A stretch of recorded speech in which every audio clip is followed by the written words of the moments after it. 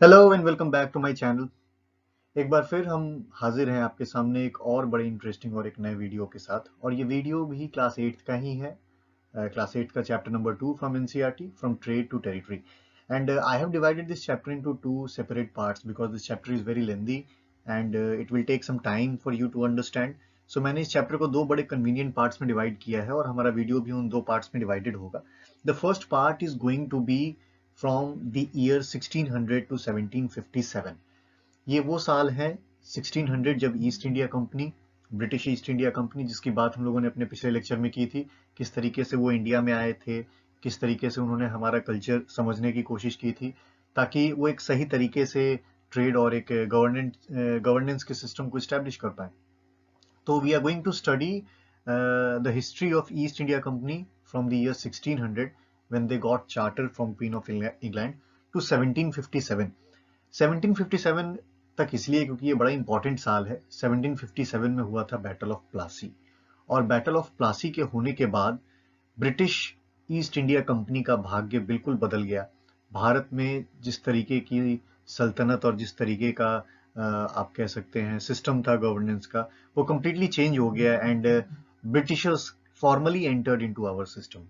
तो इसीलिए आज का ये हमारा पहला पार्ट जो है इस लेक्चर का, that is going to be from 1600 to 1757, right from the charter to Battle of Plassey. So let's begin.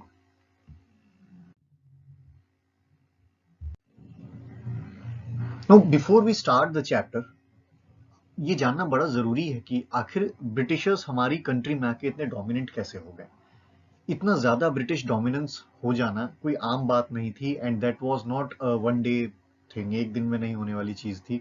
Overnight Britishers ने अपने भारत में कंट्रोल नहीं प्राप्त किया था। It took a very long time and way too many policies for Britishers to control our country. So the first important step, or you can say the first important event that led to British dominance in India was death of Aurangzeb in 1707. Now, as we know, Aurangzeb was a very powerful Mughal ruler, और औरंगजेब की अपनी बहुत ही तगड़ी, बहुत ही strong expansion policies थी। औरंगजेब ने बहुत बड़ा एम्पायर खड़ा कर रखा था। तो it was very difficult for Britishers to just come and just take over entire country, entire nation as a colony. तो उनके लिए औरंगजेब जो थे एक बहुत बड़ा रास्ते का पत्थर थे जिनको हटाना बहुत जरूरी था। ऑल्दो औरंगजेब अपने नेचुरल कॉजेज के कारण उनका निधन हुआ, तो 1707 में औरंगजेब का जो रूल है वो खत्म हुआ।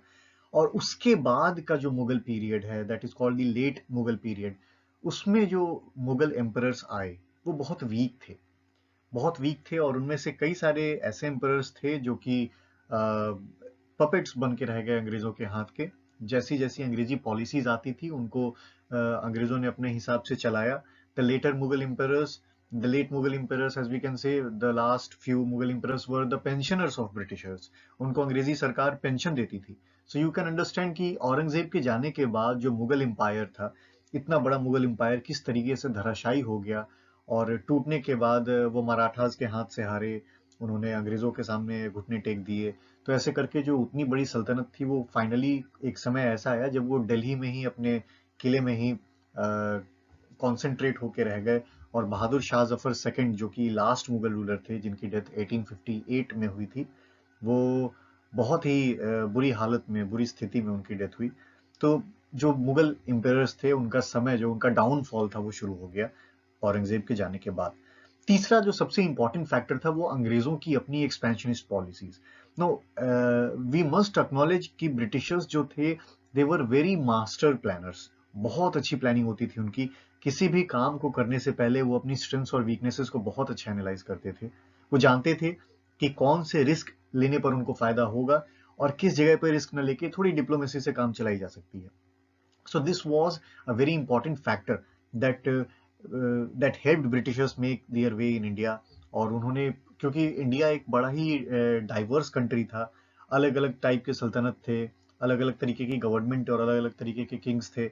तो हर किसी को आप बाय फोर्स हटा नहीं सकते थे, हर किसी को आप मीठी मीठी बातें करके भी नहीं मना सकते थे। So it was very important for Britishers to have different policies for different regions so they can go ahead with their program of making India a British colony.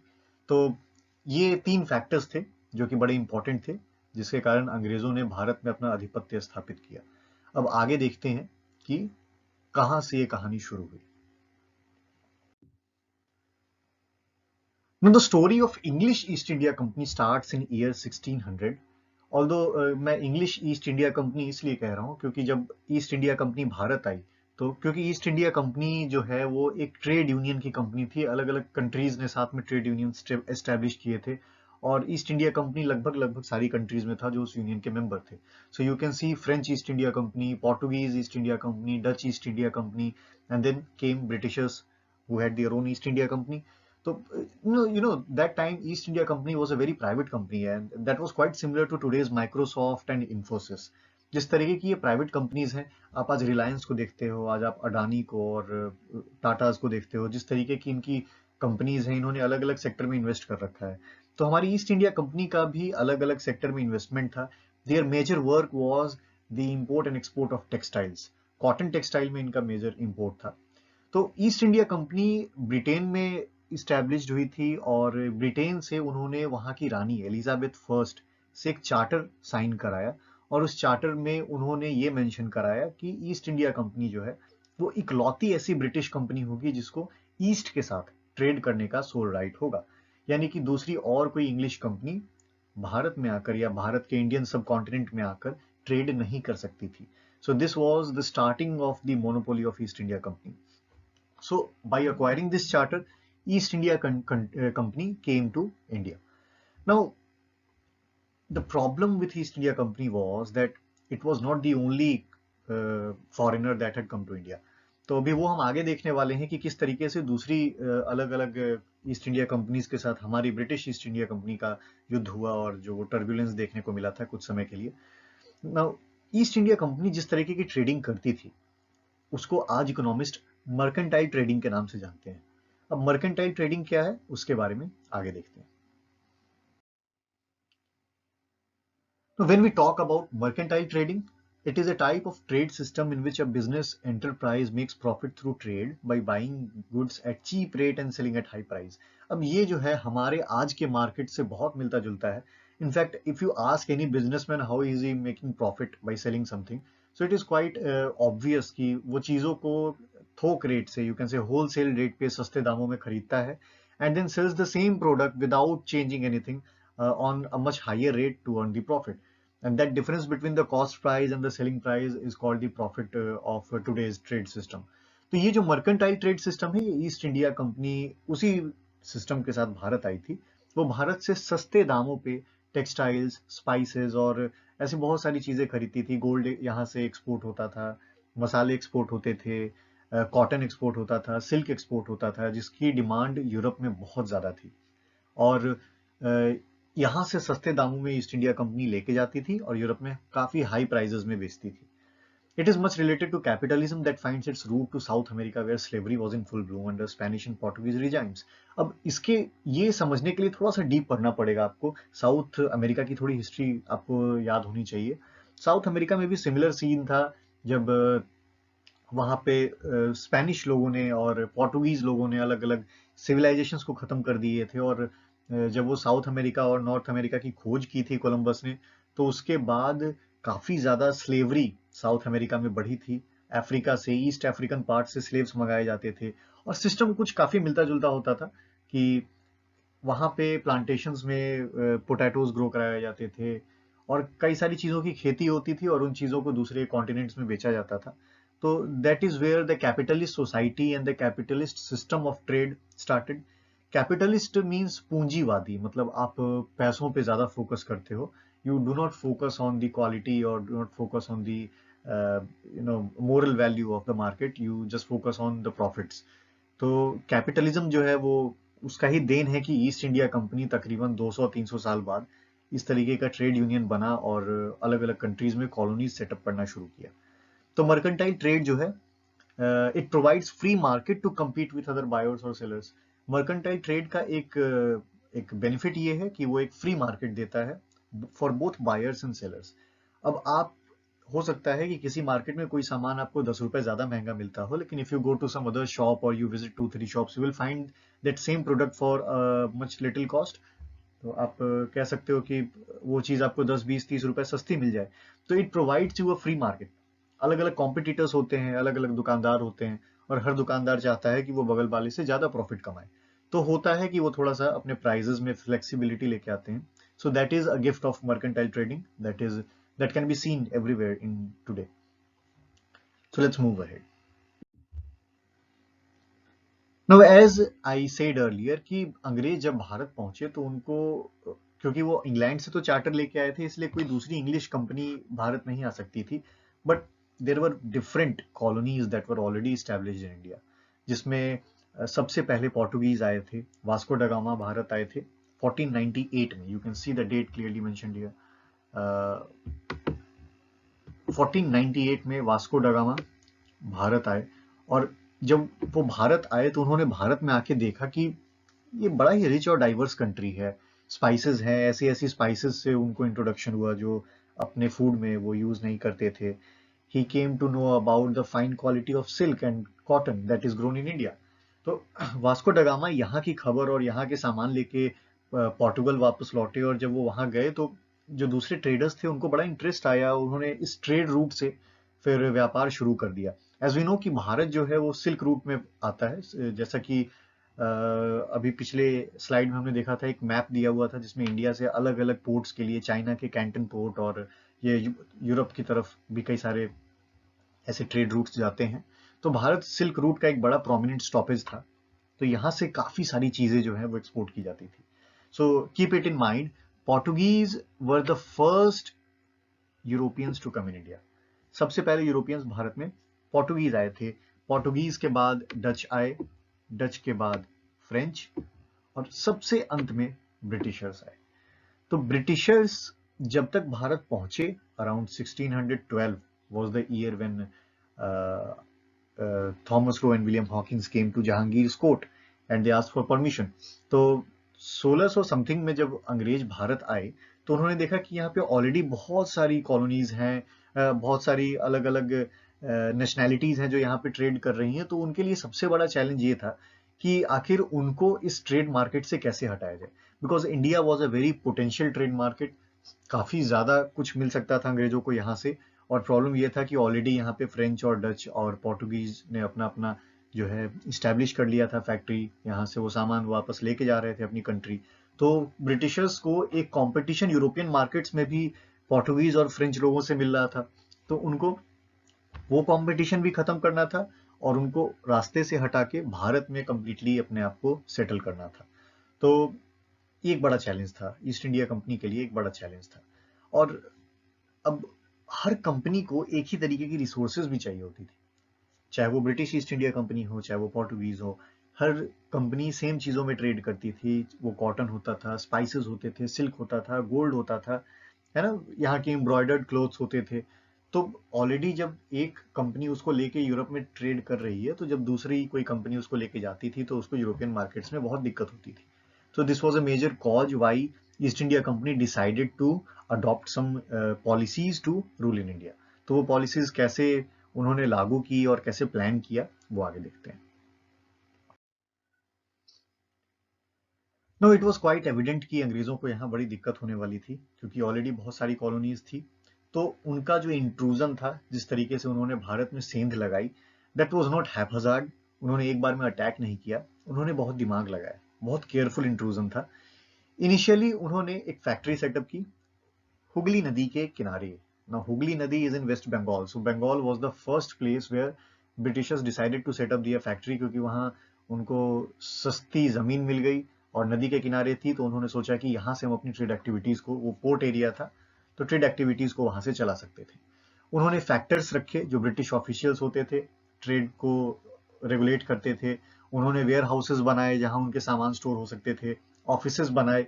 और you can C first factory was set up in 1651। उसके तकरीबन तकरीबन 45 साल बाद 1696 में अंग्रेजों ने हुगली नदी के किनारे पहला किला बनाना शुरू कर दिया। They started building a fort known as Fort Saint Williams, that is called Fort Williams commonly today. तो फोर्ट विलियम्स उन्होंने बनाना शुरू कर दिया, और उसका एक्सक्यूज ये था कि they can get attacked by different people who don't want them to trade freely. तो उन्होंने औरंगजेब को जाके ये बात बताई और उन्होंने उनसे परमिशन लिया कि हमें एक किला बनाने दें, हमें फोर्टिफाई करने दें अपने वेयर हाउसेस को। तो उन्होंने फोर्ट सेंट विलियम्स बनाया। उसके 2 साल बाद 1698 में उन्होंने मुगल ऑफिसर्स को घूस देना शुरू कर दिया ताकि वो उनको गांवों की जमींदारी दें। Now this zamindari system was very prominent during Mughal rule and Aurangzeb.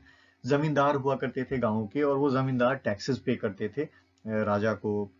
तो ये जो सिस्टम था, अंग्रेजों को लगा कि अगर उनको जमींदारी मिल जाएगी किसी विलेज की तो ज्यादा बेटर तरीके से वो उस गांव को कैप्चर कर पाएंगे और वहां से अपने बिजनेस को रन कर पाएंगे। तो उन्होंने घूस देना शुरू किया, ब्राइब करना शुरू किया, और नाउ करप्शन इज एवरीवेयर। तो बहुत आसानी से उनको ये चीजें मिलनी भी शुरू हो गई। Now in this sequence, sorry, in this sequence you can see some names here. A British officer named Job Charnock. Now this name is very important. You won't find it in class 8 textbook, but this name is very important because Job Charnock वो अंग्रेजी officer थे जिन्होंने 3 गांवों की जमींदारी कलकत्ता के एक जमींदार से ली। और वो 3 गांव थे स्तुतिनता, गोविंदपुरा और कालीकता। अब ये 3 गांव सुतिनता, गोविंदपुरा एंड कालीकता, इन तीनों गांवों को उन्होंने यूनिफाई किया, तीनों गांवों को जोड़ा। और इन तीनों गांवों को जोड़ के आज का जो कैलकाटा है, जो आज का हम कोलकाता देखते हैं, जो एक महानगर है, इन 3 विलेजेस को जोड़ के बना है। So it is very important to note down, Job Charnock was the British officer जिन्होंने 3 गांव सुतिनता, गोविंदपुरा और कालीकता को साथ में मिलाकर आज का कलकत्ता बनाया है। सो इस तरीके से धीरे धीरे अंग्रेजों ने जमींदारी हड़पनी शुरू कर दी, किला बना लिया, वेयर हाउसेस बना लिए, ऑफिसेस सेटअप कर लिए, और अंत में ईस्ट इंडिया कंपनी ने औरंगजेब पे दबाव डालना शुरू कर दिया कि वो एक ऐसा फरमान जारी करें जिससे वो जो ट्रेड करते हैं उसको ड्यूटी फ्री कर दिया जाए, मतलब उनके किसी भी व्यापार पर उनको किसी भी तरह का टैक्स न मिले। तो हालांकि इसका अपना बड़ा डीप हिस्ट्री है कि किस तरीके से उन्होंने काम किया, but you should keep it in mind कि औरंगजेब पे दबाव डाला गया था ट्रेड को ड्यूटी फ्री करने के लिए, और अंत में औरंगजेब मान भी गए। Now here in this slide you can see a small source that has been taken from your NCERT book. आप देख सकते हो, अगर आप इसको गौर से रीड करोगे, इसमें बंगाल के नवाब 1733 में जो बंगाल के नवाब थे उन्होंने लिखा है कि आखिर क्यों अंग्रेजी ट्रेडर्स जो हैं वो बंगाल को नुकसान पहुंचा रहे हैं। अब ये क्यों बंगाल के नवाब ऐसा नहीं चाहते थे कि अंग्रेज उनके यहाँ ट्रेड करें, इसको हम अगले स्लाइड में देखेंगे। Make sure to read this small conversation that is here. Now comes the corruption. जैसा कि मैंने बोला कि अंग्रेजों ने सेंध लगानी शुरू कर दी थी मुगल सल्तनत में और भारत की पॉलिटिक्स में। तो औरंगजेब पे जब अंग्रेजों ने दबाव डाला तो औरंगजेब मजबूर होकर फरमान जारी उन्होंने कर दिया, और उन्होंने ईस्ट इंडिया कंपनी को ऑर्डर कर दिया कि वो जो भी व्यापार करेंगे वो ड्यूटी फ्री होगा। अब इससे नुकसान किसको हुआ? नुकसान हुआ बंगाल के दीवान को। जो बंगाल के नवाब थे उनको बहुत रेवेन्यू लॉस हुआ।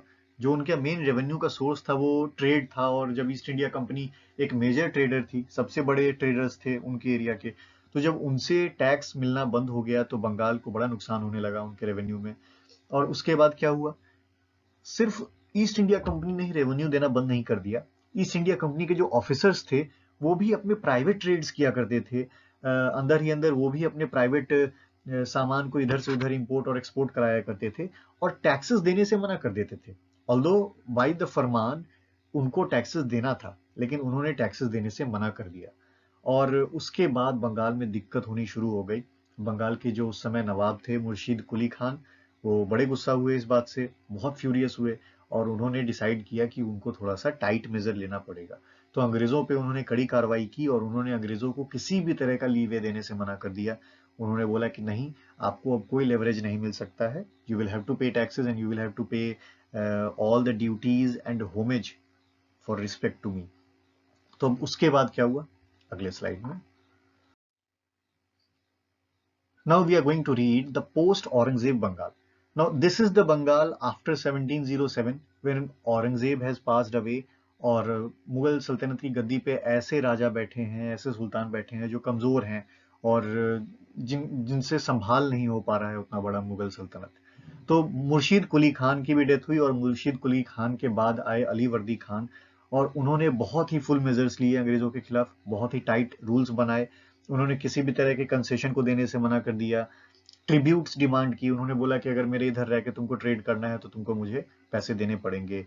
उन्होंने क्वाइंस बनाने से, अंग्रेज चाहते थे कि वो अपने पर्सनल करेंसीज को प्रिंट करें, क्वाइंस को मिंट करें, तो उन्होंने उस राइट को भी डिनाई कर दिया। उन्होंने बोला कि नहीं, हम आपको अपने नाम पे सिक्के निकालने नहीं देंगे। और उन्होंने फोर्टिफिकेशंस, फोर्ट विलियम्स को और ज्यादा एक्सटेंड करने की परमिशन को भी खारिज कर दिया। उन्होंने बोला कि नहीं, अब किला भी नहीं बनाने देंगे।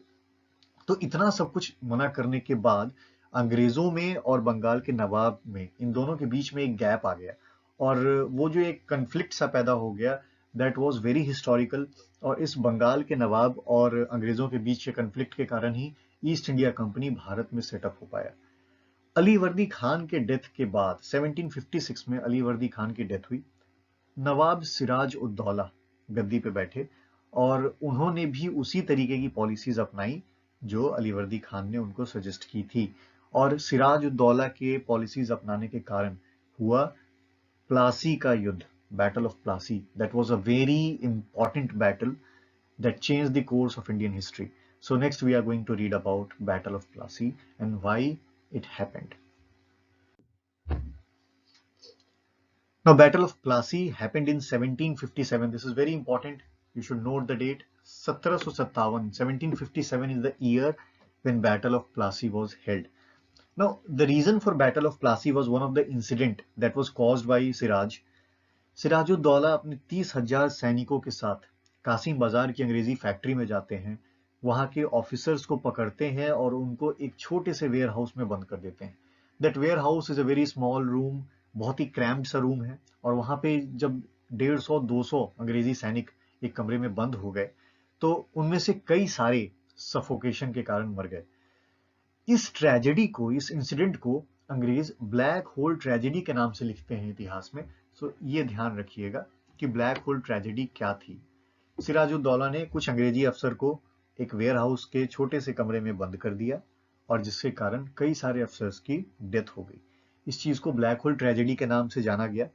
उसके बाद भी सिराजुद्दौला नहीं रुके और उन्होंने कलकत्ता जाके फोर्ट विलियम्स पर कब्जा कर लिया।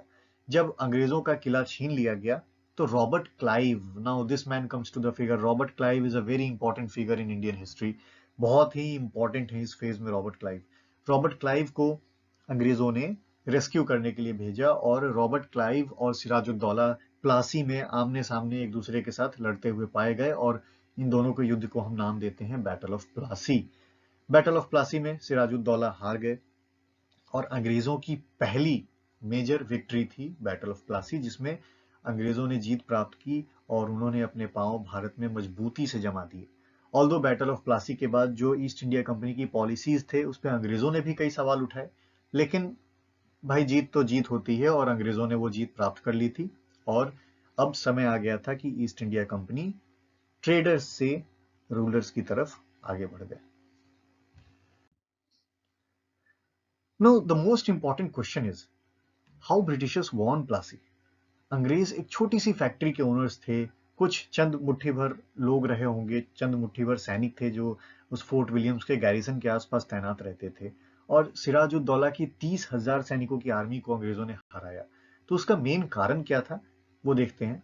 सबसे बड़ा कारण था मीर जफर, जो सीन में आता है। और मीर जफर जो है वो बड़ा इंपॉर्टेंट फिगर है, क्योंकि मीर जफर वो व्यक्ति है जिसके कारण सिराजुद्दौला की हार हुई।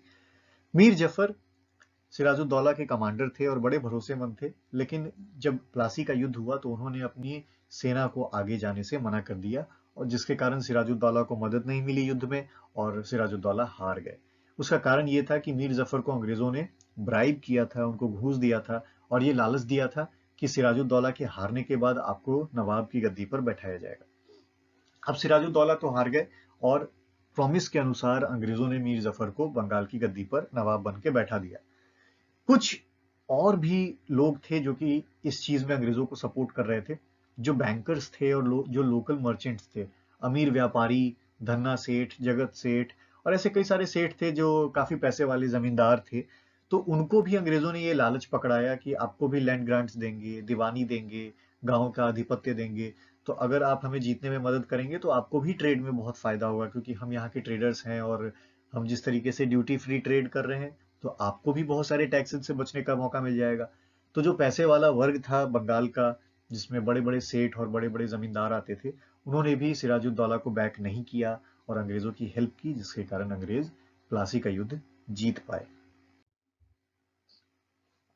अब प्लासी का युद्ध तो खत्म हो गया, लेकिन उसके बाद बड़ा प्रॉब्लम होना शुरू हो गया बंगाल में। पॉलिटिकल इंस्टेबिलिटी काफी ज्यादा हो गई। उसके कारण थे मीर जफर। मीर जफर बंगाल की गद्दी पर अंग्रेजों द्वारा बैठाए तो गए, लेकिन धीरे धीरे अंग्रेजों की जिस तरीके की पॉलिसी थी और जिस तरीके से वो टैक्सेस मांगते थे, जिस तरीके से उन्होंने मीर जफर को और बंगाल को एक्सप्लॉइट करना शुरू कर दिया, मीर जफर ने भी प्रोटेस्ट कर दिया। और उसका कारण था कि मीर जफर को फिर अंग्रेजों ने जबरदस्ती गद्दी पर से हटाया और उनके दामाद, सन इन लॉ मीर कासिम को उन्होंने बंगाल की गद्दी पर बैठाया। मीर कासिम के साथ भी वही सीन हुआ। कुछ साल रहने के बाद मीर कासिम ने भी अंग्रेजों की पॉलिसीज का विरोध किया और उसके बाद अंग्रेजों और मीर कासिम के बीच में हुआ battle of Buxar, and that was in 1764। अगर बैटल ऑफ प्लासी 1757 के बाद अंग्रेज भारत में पैर जमाने में कामयाब हो गए, तो बैटल ऑफ बक्सर के बाद अंग्रेज पूरी तरीके से यहाँ के रूलर्स हो गए थे। तो 1764 में बैटल ऑफ बक्सर हुआ, मीर कासिम को हराया गया और मीर जफर को फिर दोबारा गद्दी पे बैठाया गया। अब देखिए, मीर जफर बैठे, उनको हटाया गया, मीर कासिम बैठे, फिर मीर कासिम को हटाया गया और फिर मीर जफर बैठे।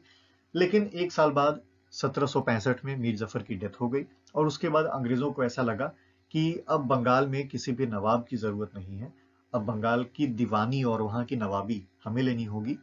तो उन्होंने उसके बाद उस समय के जो मुगल शासक थे शाह आलम सेकंड, उन पे जोर दिया कि वो बंगाल की दीवानी अंग्रेजों को दे दें। अब अंग्रेजों का डिमांड था कि बंगाल की दीवानी उनको मिले, तो इसके लिए 1765 में अलाहाबाद की संधि हुई, ट्रीटी ऑफ अलाहाबाद। और अलाहाबाद की संधि में मुगल एम्परर शाह आलम सेकंड ने बंगाल के दीवानी राइट्स रॉबर्ट क्लाइव को दे दिए। रॉबर्ट क्लाइव यानी उस समय की जो अंग्रेजी ब्रिटिश ईस्ट इंडिया कंपनी थी, उसको बंगाल की दीवानी दी गई और बंगाल की दीवानी के साथ साथ बहुत बड़ा कंपेंसेशन अमाउंट भी दिया गया, बहुत पैसे दिए गए कंपेंसेशन के तौर में। और अब अंग्रेजों के पास बंगाल और उसके आसपास के एरिया के रेवेन्यूज को कलेक्ट करने का और रेगुलेट करने का अधिकार था। यानी बंगाल में जो भी ट्रेड और जिस तरीके की भी मार्केट्स थी, उन मार्केट्स को चलाने का पूरा राइट अब ईस्ट इंडिया कंपनी के पास था। और ईस्ट इंडिया कंपनी के भारत में इस्टेब्लिश होने से लेके उनके छोटे मोटे खर्चे जो भी होते थे, उसका सारा खर्चा ब्रिटेन से आता था। तो ईस्ट इंडिया कंपनी ने प्लासी जीतने के बाद वो खर्चा कुछ कम कर लिया था, क्योंकि ज्यादातर खर्चा वो भारत से निकाल लेते थे। लेकिन दीवानी मिलने के बाद वो कंप्लीटली बंद हो गया और ईस्ट इंडिया कंपनी भारत में जिस तरीके से अपनी आर्मी मेंटेन कर रहा था, अपने ऑफिसर्स की सैलरी दे रहा था, इन सारे काम का खर्चा अब बंगाल की रेवेन्यू कलेक्शन से ही उनको होने लगा। यानी कि अब उनको खर्चा कुछ नहीं हो रहा था और सिर्फ फायदा ही हो रहा था। सो you can say that east India company had now become a ruler rather than a trader। अब वो रूल कर रहे थे, अब वो ट्रेड नहीं कर रहे थे, अब वो ट्रेड मार्केट को रेगुलेट कर रहे थे। तो East India company had now become a ruler. लेकिन जैसा कि मैंने बताया कि जितने एम्बिशियस होकर ब्रिटिश ईस्ट इंडिया कंपनी काम कर रही थी, वहां की अंग्रेजी सरकार, जो वहां की मोनार्की थी, उन्होंने ईस्ट इंडिया कंपनी को क्वेश्चन किया। उन्होंने उनको कटघरे में खड़ा किया और उनको बोला कि हमने आपको ये काम करने के लिए चार्टर नहीं दिया था, हमने आपको ट्रेड करने के लिए चार्टर दिया था और आप वहां रूल कर रहे हैं। तो this was against what they had asked for. और इसीलिए ब्रिटेन की पार्लियामेंट बैठी और अच्छा खासा इंक्विजिशन हुआ और रॉबर्ट क्लाइव पे भ्रष्टाचार के आरोप लगे। सो देखते हैं आगे कि रॉबर्ट क्लाइव का क्या हुआ। अब जैसा कि मैंने बताया कि दीवानी मिलने के बाद बहुत अमाउंट में पैसा और जमीन अंग्रेजों को दी गई थी, तो रॉबर्ट क्लाइव ने 1743 से लेकर 1767, 1743 से 67 के बीच में तकरीबन 4 लाख ब्रिटिश पाउंड स्टर्लिंग का पैसा उन्होंने कमाया। इतना अमाउंट जो है उन्होंने अकेले अपने लिए कमाया। तो यू कैन इमेजिन कि कितना करप्शन होगा, उन्होंने यहाँ भारत से कितना पैसा कमाया। और ये रॉबर्ट क्लाइव अकेले नहीं, उस समय जितने भी अंग्रेजी अफसर भारत में पोस्टेड थे, उन सब ने बहुत अमाउंट में पैसा छापा। और जब वो उतना पैसा लेके अपने देश में जाते थे, तो अंग्रेज जो है उनको नबोब्स के नाम से चिढ़ाते थे। That was an anglicised word, nabob. तो नबोब बोले जाते थे वो अपने देश में। और लोग जो है उनको बड़ा एडमायर करते थे कि ये बड़ा पैसा लेके आए हैं भारत से, बहुत रिच होके आए हैं। तो हमारे रॉबर्ट क्लाइव ने भी बहुत पैसा कमाया इन 20 साल, 20-22 सालों में। जिसके कारण अंग्रेजी सरकार को उन पर अपनी बंदूक ताननी पड़ी। उनको करप्शन रिमूव करने के लिए अपॉइंट किया गया था ईस्ट इंडिया कंपनी में, लेकिन रॉबर्ट क्लाइव ने करप्शन करना ही शुरू कर दिया and he became the most corrupt official so far. अब तक के जितने भी अंग्रेजी अफसर थे उन सब में सबसे ज्यादा करप्ट हमारे रॉबर्ट क्लाइव हो गए। तो उसके कारण क्लाइव पे जो है ब्रिटिश पार्लियामेंट ने ट्रायल चलाया और उनको गिल्टी साबित किया। ऑल्दो 2 साल बाद उन पे वो चार्जेस हटा दिए गए, अक्विट कर दिया गया, उनको माफी मिल गई। लेकिन उन्होंने 1774 में सुसाइड कर लिया क्योंकि बहुत बेइज्जती हो गई थी उनकी, तो वो झेल नहीं पाए और 1774 में रॉबर्ट क्लाइव ने सुसाइड कर लिया।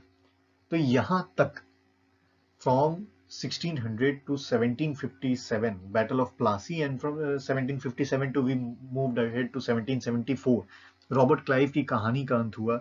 स्टोरी में रॉबर्ट क्लाइव गए और नाउ 1774 1773 में एक और बड़ा इंपॉर्टेंट काम हुआ था। अंग्रेजों ने ईस्ट इंडिया कंपनी को रेगुलेट कर दिया था। जो अंग्रेजी सरकार थी उन्होंने देखा कि ईस्ट इंडिया कंपनी में बहुत करप्शन हो रहा है। नाउ सी 1772 में रॉबर्ट क्लाइव को पार्लियामेंट ने दोषी पाया था ना, तो उन्होंने डिसाइड किया कि नहीं, अब इस तरीके से काम नहीं चलेगा और ईस्ट इंडिया कंपनी को एक एक पैसे का हिसाब देना पड़ेगा। तो 1773 में सबसे पहला एक्ट जो ब्रिटिश सरकार थी वो लेके आई थी, that was regulating act of 1773, जिसके कारण भारत में कोर्ट ऑफ डायरेक्टर और बोर्ड ऑफ डायरेक्टर सेटअप किए गए, सुप्रीम कोर्ट की स्थापना की गई बंगाल में। इस तरीके से बहुत सारे काम थे जो कि भारत में किए गए और वॉरेन हेस्टिंग्स को भारत का गवर्नर जनरल बनाया गया। तो ये हम लोग अगले लेक्चर में देखेंगे जो इसका पार्ट 2 है। बहुत ही जल्द मैं कोशिश करूंगा कि पार्ट 2 इसका आपके सामने लेके आऊं। उसमें हम लोग आगे की कहानी डिस्कस करेंगे कि after the death of Robert Clive how things unfolded in India. तो यहां तक था हमारा from trade to territory part 1। I hope ये लेक्चर आपको पसंद आया हो, और अगर इसमें कोई भी कमी हो या कुछ भी ऐसा जो हम मिस कर रहे हो और आपको लगता है कि कुछ ऐड होना चाहिए तो उसको कमेंट सेक्शन में डालिए, अपने रिव्यूज दीजिए आपको ये वीडियो कैसा लगा, और hopefully waiting for the second part. Thank you.